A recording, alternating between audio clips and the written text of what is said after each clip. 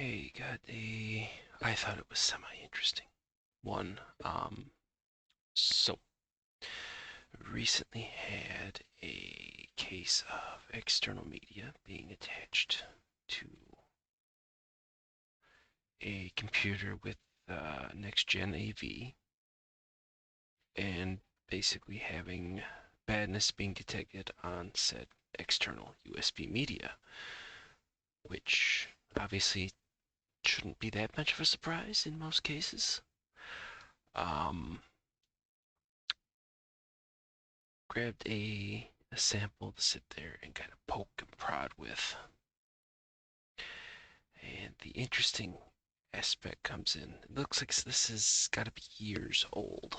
The domains, I believe, are all 404 currently, or at least the domains and the particular web pages.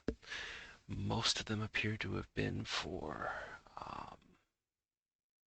compromised just for the aspect it delivers like secondary payloads, so that way everything could be changed with just a simple infection chain.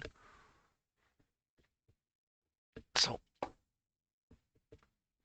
what we had is it's a Western Digital drive. As to whether or not this thing was shipped with it, or I mean, the way the person tells the tale that was at the core of this was it's never been plugged in but to this one machine. Now, yes, at a particular point, they had a machine that didn't have next-gen AV, so was this something that could have been missed and that was allowed to propagate through? Possible.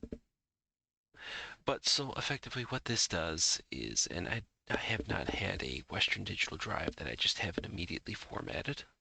I do the same thing with Seagate or Toshiba or anything else like that, just because of the fact. I want to set it up my way, not the way that it generally comes configured. So apparently, and maybe somebody will jump in if they know, but they have shortcuts. So the file structure is set up that there's a files folder that contains the legitimate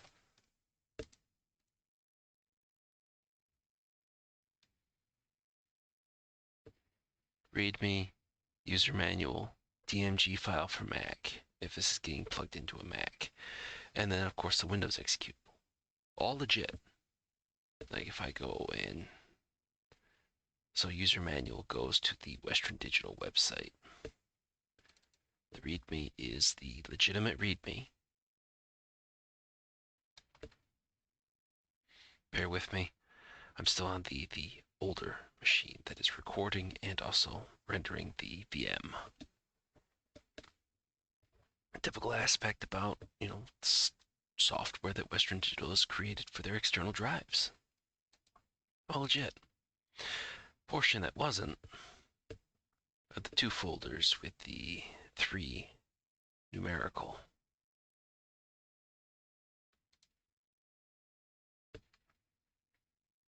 Oh, yeah, I forgot. I gotta go through and fix that. Image hijack, so that when Notepad is closed, Calc opens up for some of the other stuff I was playing with. 892 is empty. 794 has got this weird named JavaScript file.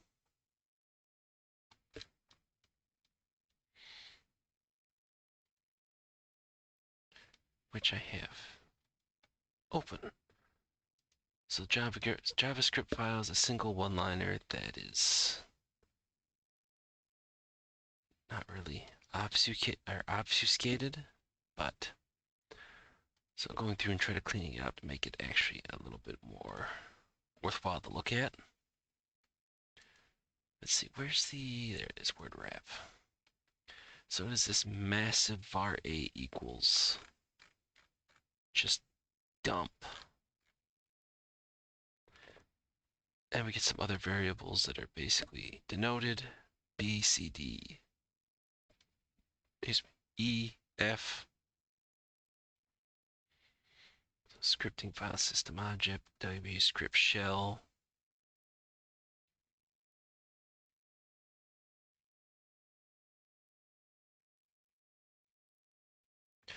all that good stuff.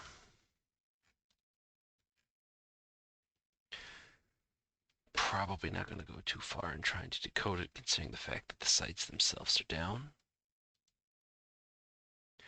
But if we go back to the root, so we've got the multiple shortcuts. And we have files.bat.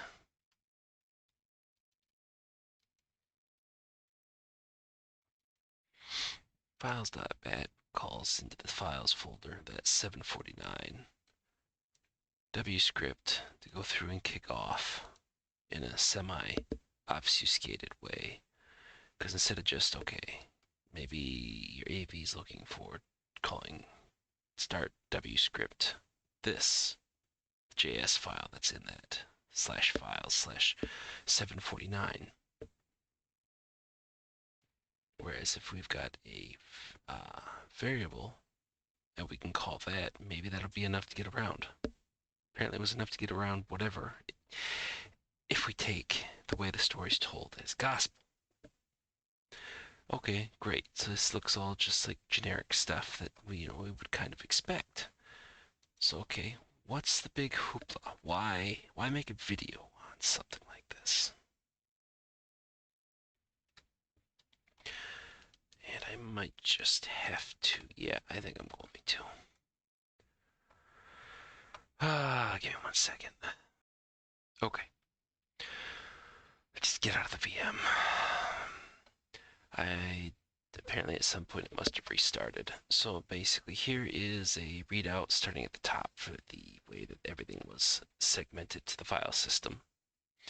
Yes, I have gone through and made sure that some of the stuff was submitted to VirusTotal to get some sort of ideas on analysis, and I'll bring those up in a second. The other aspect, okay, we are dealing with link files that we suspect. So how do we go through and do that? Eric Zimmerman's LECMD tool. So I have it extracted on the VM inside of CLab all_6. So all of his tools that require .NET 6. And it's basically just all sprawled out from inside there. So basically you go through and have it do a recursive, because I wanted to check everything that was there, and all the links, again, are in the root, so that's where we're going to point it to. Now granted, since this is a transplanted copy of the files, I don't have the external drive. But so what we just simply do is go through and do lecmd.exe, so basically this line here, space -d, space, and then the particular location that is the root directory of what you're working on that contains those LNK files. So in this case, it's C users lab desktop USB1 USB_malware. And that takes us, again, here, forming the tree, which then gives us files.bat, readme.txt.lnk, user manual.url.lnk, Western Digital Discovery for Mac.dmg.lnk, Western Digital Discovery.exe.lnk, with the folder files, which then further breaks down into the legitimate readme.txt, user manual, Western Digital for Mac, Western Digital for Windows, and then the 892 folder and the 749 folder. That 749 folder containing that SUF msexpx.js or JavaScript file. So we go through and kick in a admin command prompt, not a normal one. Okay, so it goes through, it looks, it gets 4 files, and it starts with the readme.txt.lnk. So we get, okay, source created. Yeah, we kind of stomped on that because this is, like I said, a transplanted copy. But we get an aspect of 2019. Whereas if we look at the header, 2016, which is more in line with when that drive was likely manufactured.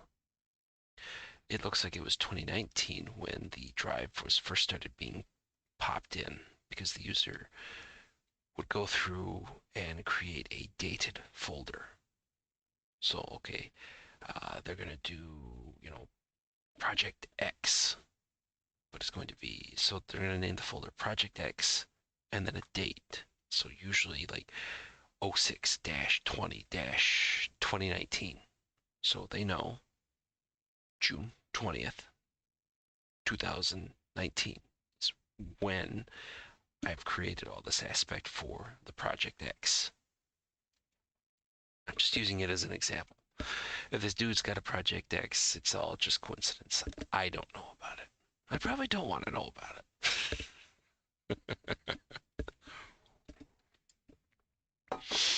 50 gigs of pictures. Boy, you probably didn't want to see those pictures.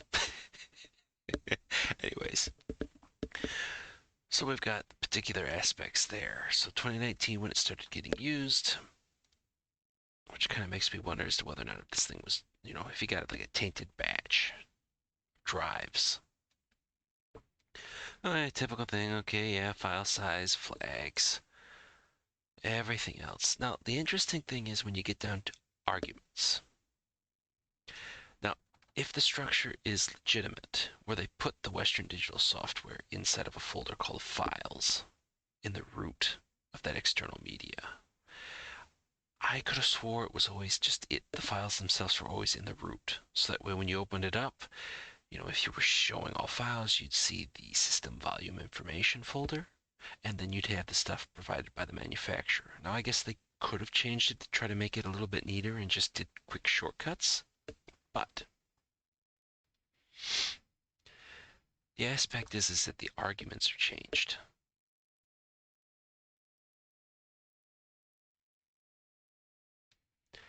Notice, instead of calling into files readme.txt, it first calls files.bat, then it CDs into files, and then it calls readme.txt.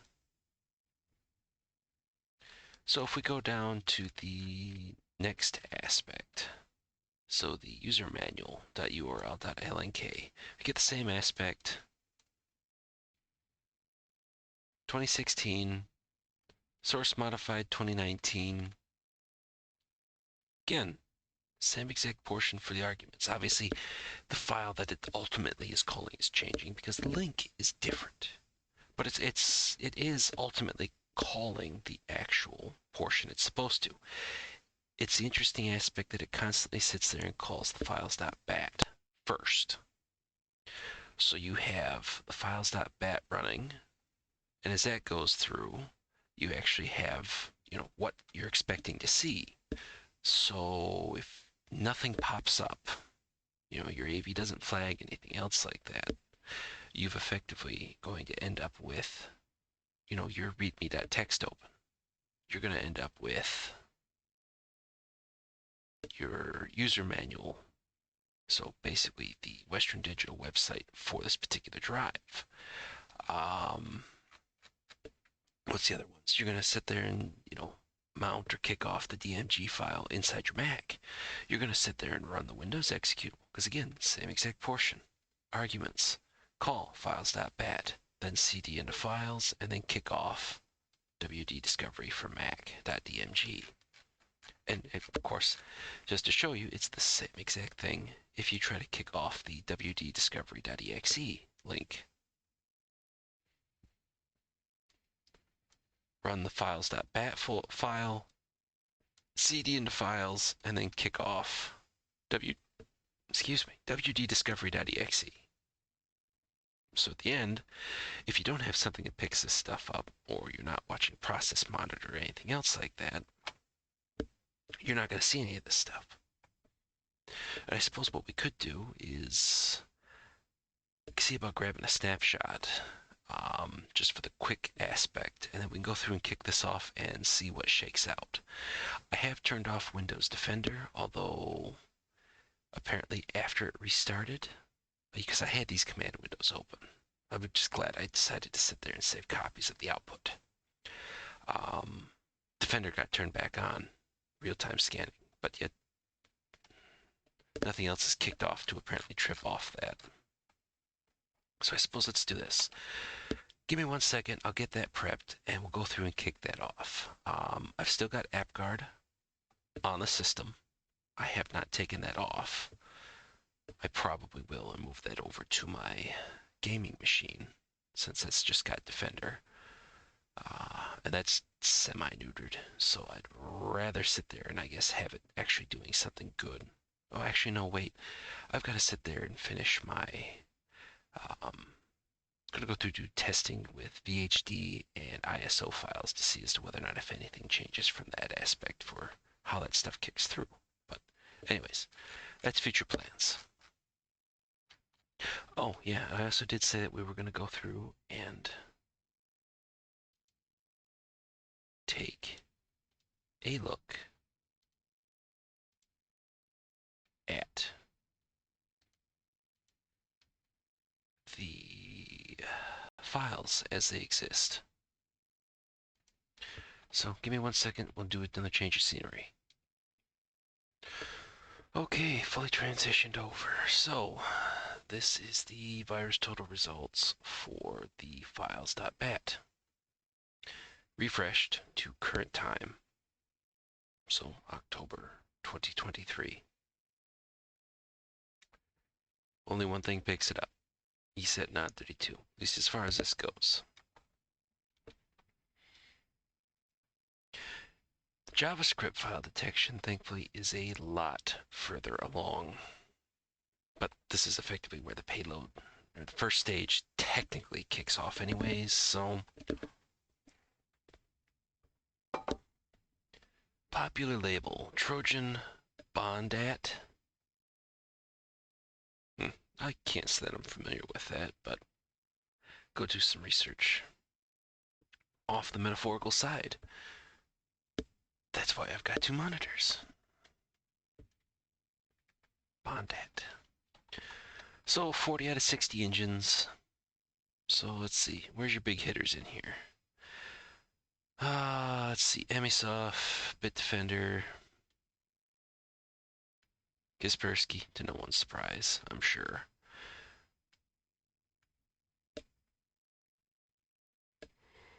Oh, McAfee, depending as to how you hold them in. So let's see, CrowdStrike didn't get anything. Cyberreason didn't get anything. Sentinel-1 not able to process. Well, things, did I see Microsoft in that list? Fortinet at least. Yeah. Trojan Downloader.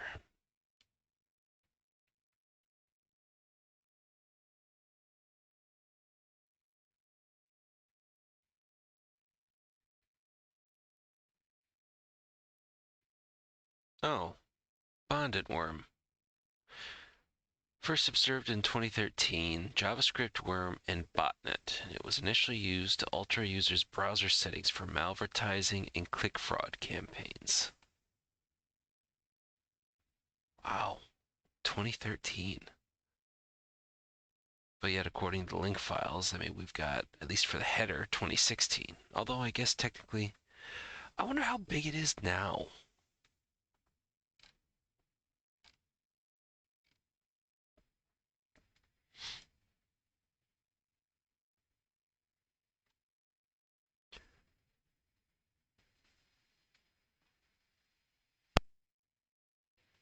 ufanec.org,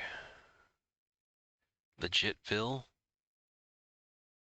with detections, but are currently 404, at least in 2013. Microsoft, Legitville index.php, going back all the way to 2020. Still picked up detections. I think most of all that stuff is effectively gone now.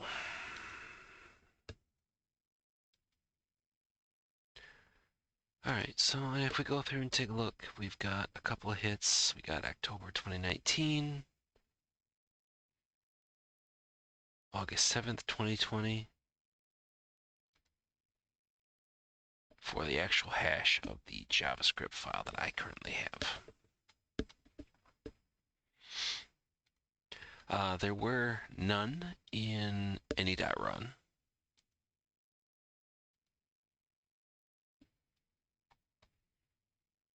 So we'll go through and create a public task for that.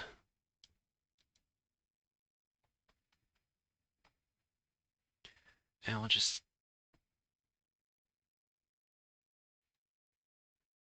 wow. Okay. And yeah, there wasn't one for triage either, but then again, that's kind of going back a ways.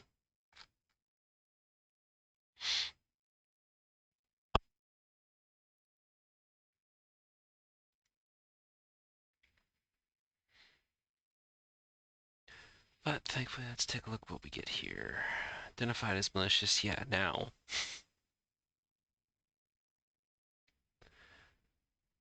And okay, so we get a decent number of things. Back in 2019, AV positives, Legitville, Elma.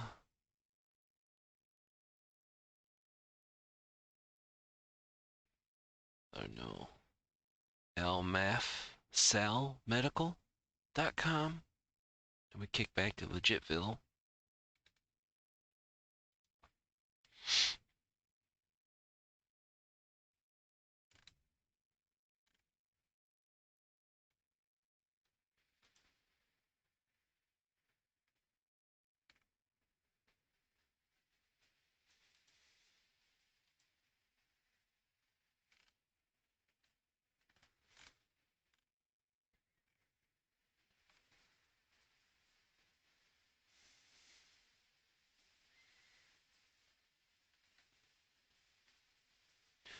Back to the 101 Legitville.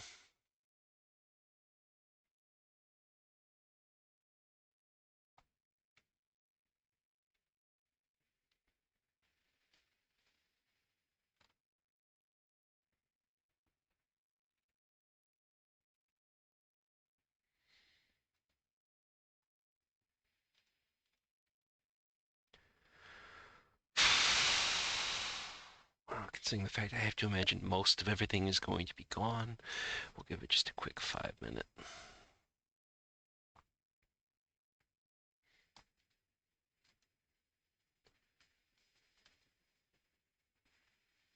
Temp directory, okay, run it. It'll more than likely be the same exact aspect. We'll see hits to the 101 legit and Legitville. So let's see, Microsoft, which I'm willing to bet is probably just to verify that the sample actually has.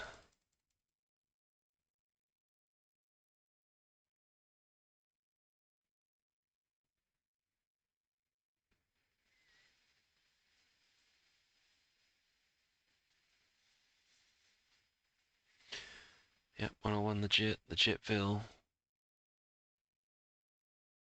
It'll be interesting to see as to what this thing actually does through.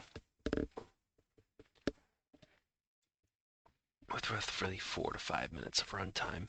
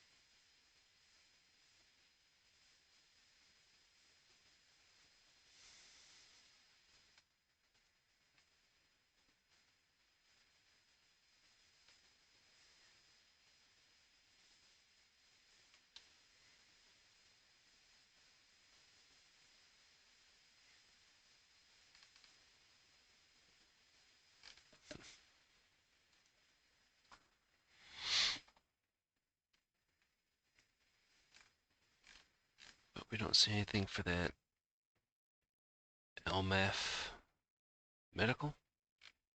Doesn't look like it. At least not off this sample. But surprisingly, it did manage to get something to actually run.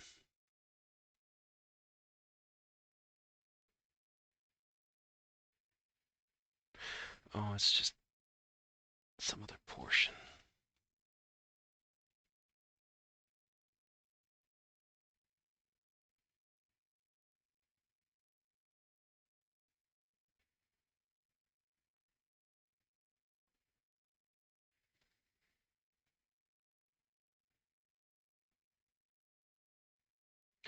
Interesting aspect is that it goes through and tries to remove anything quietly from app data local. What is that? RETTHFPSU?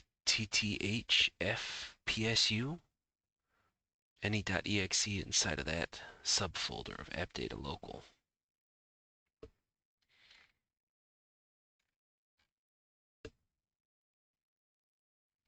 I don't think anything's really going to sit there and shake out from this.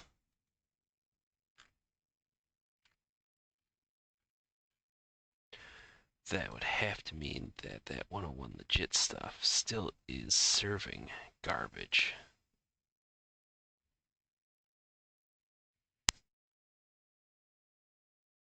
But I suppose it's possible.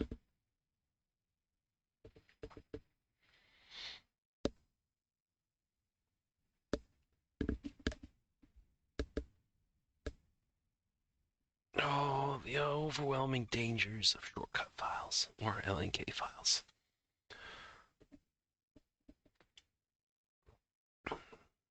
It does make me wonder as to whether or not this thing was ever shut down.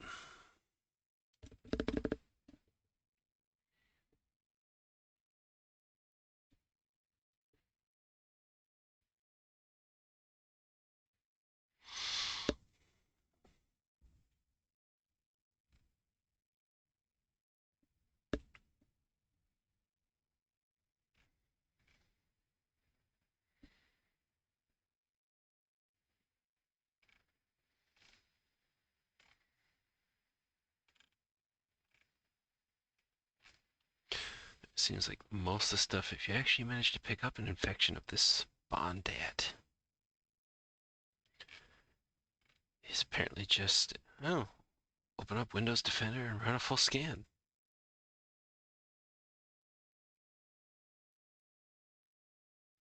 And of course, the aspect of scan the removable media,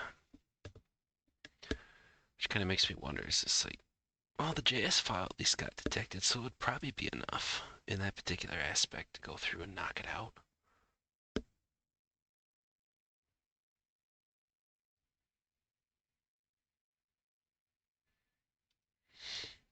I'll grab a couple of the articles and dump them in. Kind of makes me wonder as to whether if that legitville aspect actually had responded, if we'd actually end up getting something more.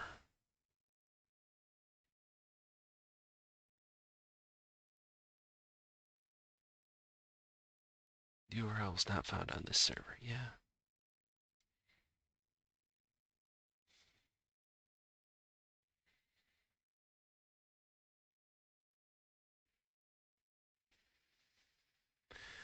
It looks like there still could be something kicking off this. I mean, add block key? Huh. Don't know.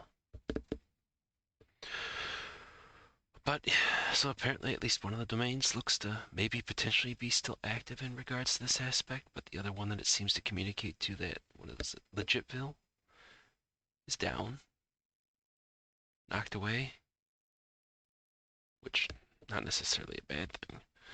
Anything to sit there and kind of take this stuff up, then it just comes down to basic hygiene of going through and cleaning up the media, machines, the like.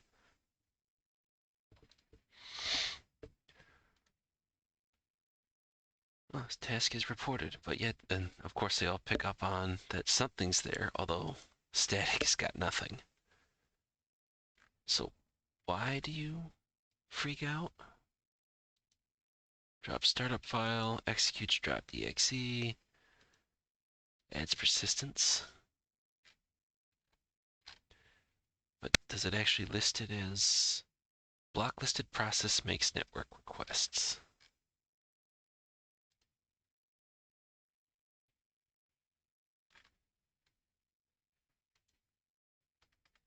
W script. Okay. Oh, that's interesting too. It drops a LNK file into the user account that's running app data roaming Microsoft Windows start menu program startup. Well, I suppose it always wants to make sure that it's sitting there running in the background, so why not? And then it drops two executables, and I don't suppose we'll actually get current version run. Creates a CJ, which is probably just going to be random names throughout the whole aspect, which then points to app data local. That's got to be a non-standard folder with then an executable and a JS. Interesting. Attempts to interact with connected storage optical drives, which would make sense if it's got other USB devices plugged into it. Hey, maybe we could sit there and spread. Which makes sense. So again, from this particular aspect, we see Legitville, we see 101 Legit, but not the one that shook out for... No, it wasn't Virus Total, was it, no, it wasn't there either. So where did I end up finding that aspect about the medical? Oh, right here. Network-related malicious artifacts seen in the context of a contacted host. So that might be something else to sit there and kind of poke around at too. Okay, so we've got a detection. We've got a rough idea as to how this thing processes through. And through the use of online sandboxes, we've got several domains to go through and poke at.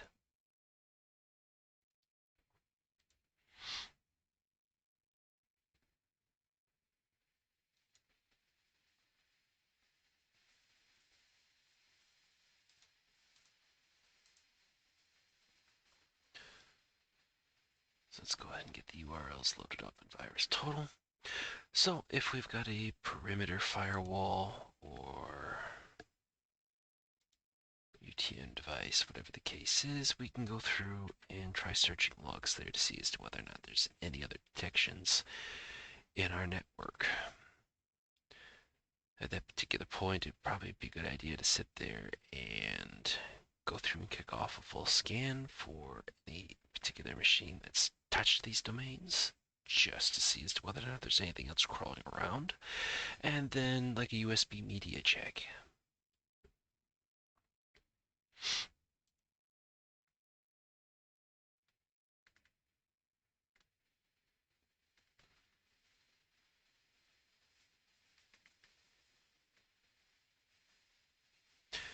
Oh, WordPress. So it must have been, or probably was popped at a particular point and used to host aspects of all that.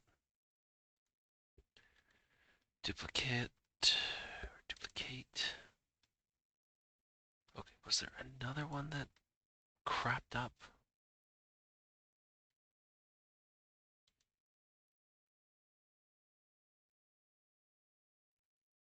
Yeah, that one specifically reached out to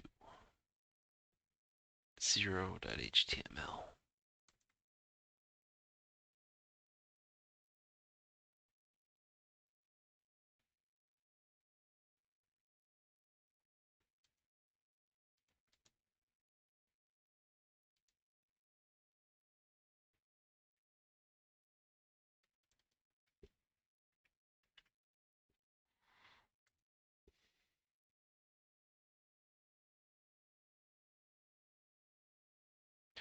That's 9 out of 90. It was last checked 1 month ago. So ESET, Fortinet, Dr. Webb.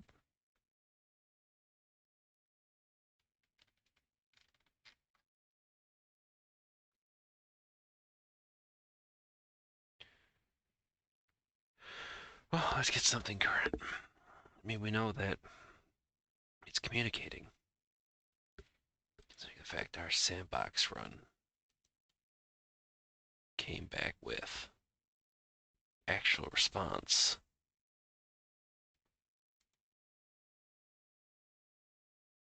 So 8 out of 90 now.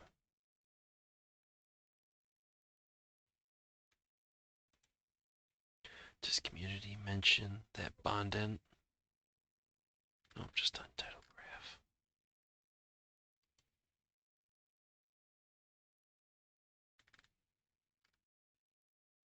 Force point.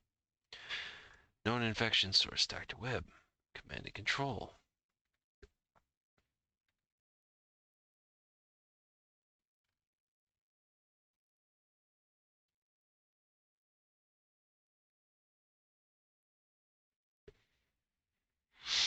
Okay, it makes me wonder, okay, if I just grabbed my Sandbox web browser in a private window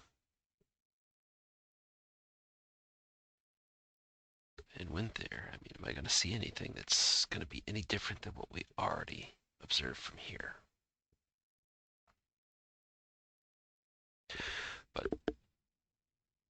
yeah, we're already past 30 minutes, and I only intended for this to be a quick one, just because of the fact that it was just an interesting aspect of, something from early to mid 2010s, right? 2013 is what they had listed. Yeah.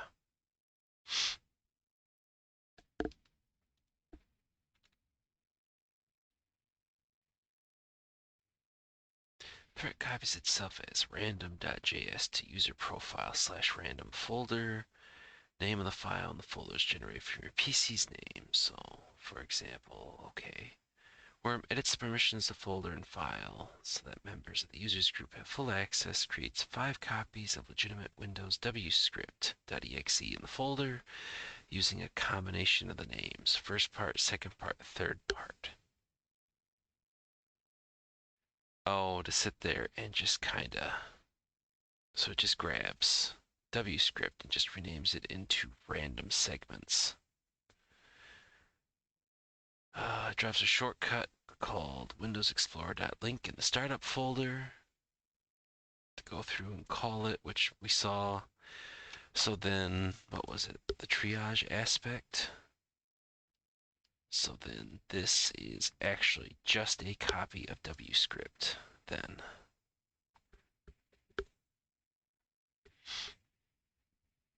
Although it didn't make Windows Explorer.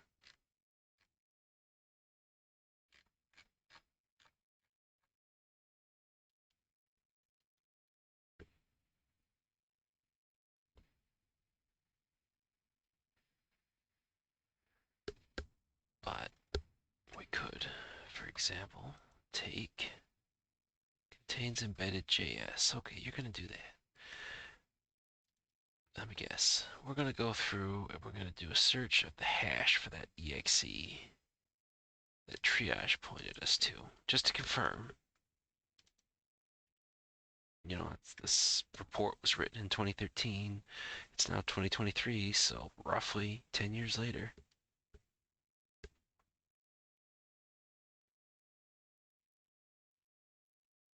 wscript.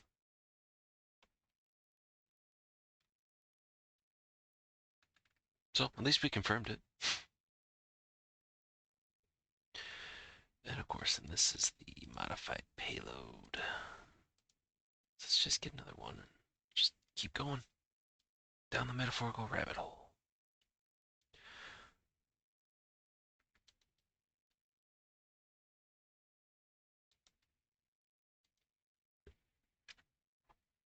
And is that just the same JS script as before? 40 out of 60, 27, yeah, it's the same one. It's just that I've just been used to looking at the SHA-256 of it as opposed to the MD5. Yeah, same exact. Sump6px.js. So, okay, we've at least got some IOCs we can go through and do. We've got, so effectively where this would kind of sit, scan all the things, and then to effectively verify. I mean, you can go in and look for gobbledygook.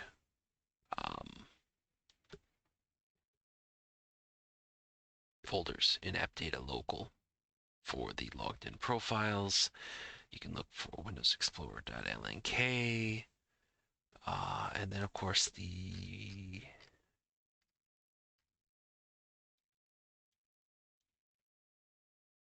active user account software. So what is it? HKey users, whatever the particular aspect's going to be, software, Microsoft, Windows, current version, run, and look for something else that's been randomly named that would again point to the same gobbledygook folders underneath app data local.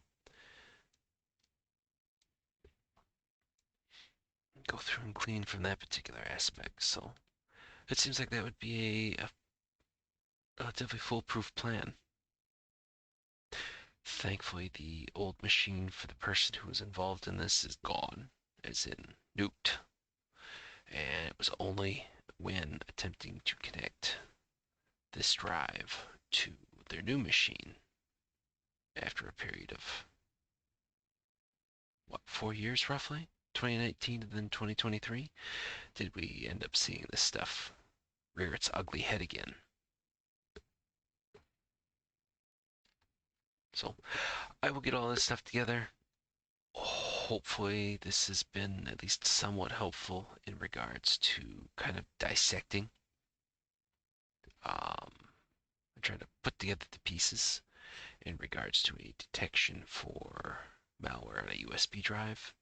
I mean, if you want to go down this route as opposed to just saying nuts to that and just formatting it straight off the bat. But maybe there's data on there that you need to save. So you gotta neuter the thing. So realistically, in this particular aspect, just going through and renaming the JS file or renaming the 749 folder would have gone through and broken the links and broken files.bat. So everything else could have effectively been intact, and you would have been fine to go. But, so at the end of the day, if the workstation was affected, it's been effectively been wiped and replaced, and the external media has been erased. So all this stuff is gone and was confirmed by going through and just confirming that the only files that existed, well, technically the only thing on the folder structure of, or file folder structure of that external drive was just the system volume information, as if the drive had been formatted as NTFS. So all's well that ends well. But hopefully this has been somewhat informative to everybody. If not, oh, you got it for free, so I'll give you your money back. But and in all cases, if you want to sit there and get nitty gritty, everything else like that, I cannot recommend sitting there and grabbing a copy of Eric Zimmerman's tools and going to town on like inside of a VM or an isolated machine that you're going to just basically nuke and pave afterwards. In this case, I only made use out of one of the tools that's been put forward, but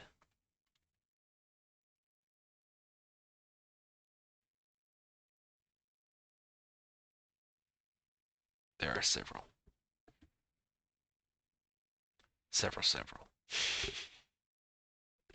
But this just makes it easier and effectively safer to go through and do the analysis as opposed to right-clicking on a shortcut file and left-clicking on properties. You still could be looking at having the thing execute, and okay, now you've got to go through and maybe, potentially, go through and clean up your workstation. The aspect of this is that I don't see.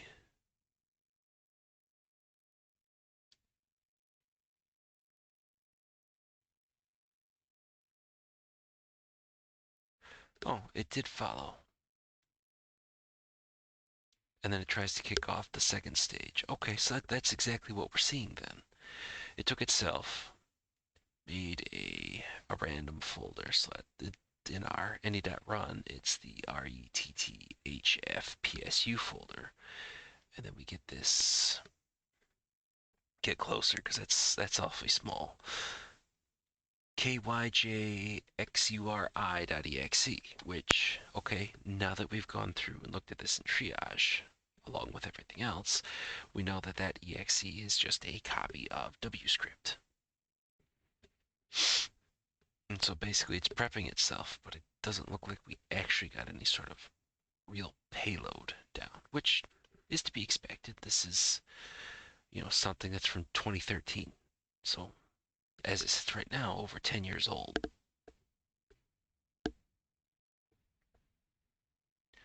But still not anything you want kicking off. I mean, especially, imagine if you had this on a USB drive and granted, yes, it's most of everything is gone, but you go and gonna go and you're gonna go to a business partner or family, friends, something else like that. You're gonna plug the drive in. You're gonna sit there and because you want to show them something. Maybe you've got a large video or confidential documents, whatever the case is, and their stuff flags. And now it's more of a hassle for their local IT people. Hopefully they've got security people, depending. Although friends and family, they may not, but still, at that particular aspect, okay, yes, there's no payload, anything else like that, but it's reputational. It's your security is so lax that your USB drive is infected with something from 2013. And if it wasn't for the fact that, we've got, you know, our security is better than yours, that we've got this stuff going. I mean, just think about it. It's just like, do we really want to go into business with you?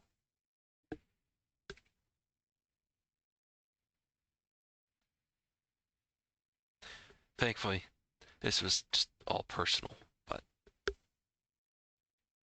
so at least there's that aspect.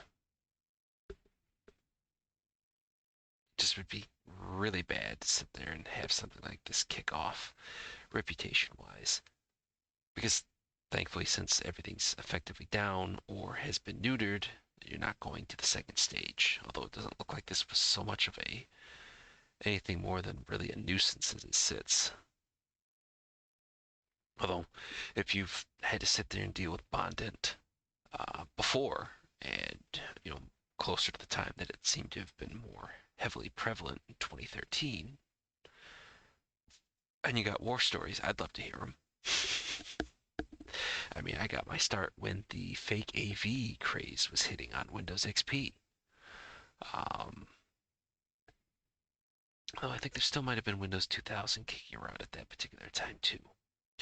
The particular point where you could take a Windows 2000 or a Windows XP box and plug it directly into the internet. Because we're talking what was it, Service Pack 2 for XP was when they kicked off the Windows firewall, turned it on by default. Where you basically just take those unpatched boxes, put them on the internet, and I want to say sub 15 minutes. It's been a while since I've gone through and done anything like that. But, because I remember I was a workstation tech at the time, had an isolated IP address, and just basically just a throwaway workstation. It wasn't overly powerful, but it's just like, let's just see what happens. Because it's like, I mean, there's at the time there was talk about internet background radiation that's been more firmed up, and we just don't really think about it anymore. But all the bots that were live, worms, everything else like that was just basically kicking off and running. So it's like, okay, what happens when you take a box and just directly connect it to the internet? No patches, no AV, because this is Windows XP days. Windows Defender wasn't a thing. At some particular point, it's what, the first version? So what was it? Security Essentials, I think is what it was before it was fully baked in. It was just a standalone bit of kit, so you could actually have AV on a Windows XP box that you didn't have to pay for. That was from Microsoft, because I think that was after they bought it from Giant, um, if I'm remembering my timeline correctly. But yeah, 15 minutes, and it had a bunch of pop-up windows coming up, and all this crap had been installed on it. No user interaction, just directly connected to the internet, not behind a router or anything else like that, just full-blown, just exposed. Actually, now I really want to do that.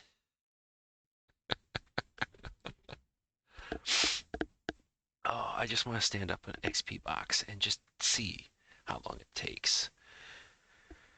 Oh, or even, well, yeah, Windows 7 box, turn off the Windows firewall, and just no service packs, no anything else like that, and just let it go.